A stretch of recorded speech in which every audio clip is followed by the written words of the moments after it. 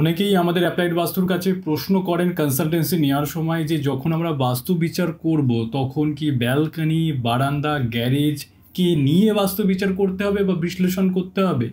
দেখুন, এই সম্পর্কে বাস্তুশাস্ত্রে বিস্তারে আলোচনা করা রয়েছে এবং বাস্তুশাস্ত্রের একটি সংস্কৃত শ্লোকে বলা রয়েছে, यत्र छदन युक्तम স্থলম তত্র বাস্তুশাস্ত্রে গণনা অনিবার্য়া, ছাদনম তত্র अस्ति তত্রৈব ঊর্জা সঞ্চার দিরহ শয়া।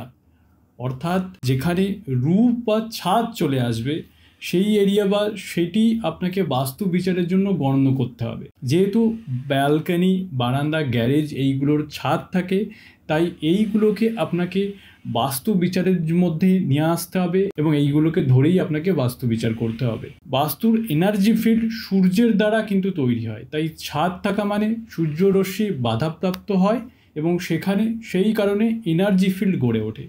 উদাহরণের জন্য দেখুন, এখানে আমরা একটি প্ল্যানকে গ্রিড করেছি। এখানে দেখুন আমরা ব্যালকনি নিয়ে কিন্তু ব্রহ্মস্থান এবং বাস্তু বিচার করেছি। এই ধরনের আরও ইনফরমেটিভ ভিডিওস এবং রিলসের জন্য অ্যাপ্লাইড বাস্তু চ্যানেলটিকে ফলো করতে ভুলবেন না। অ্যাপ্লাইড বাস্তুর বাস্তুশাস্ত্রের কোর্স জয়েন করতে আমাদের হোয়াটসঅ্যাপ নাম্বারে আপনারা যোগাযোগ করুন অথবা ডেসক্রিপশানে দেওয়া লিঙ্কে ক্লিক করে আমাদের টিমের সঙ্গে আপনারা যোগাযোগ করতে পারেন।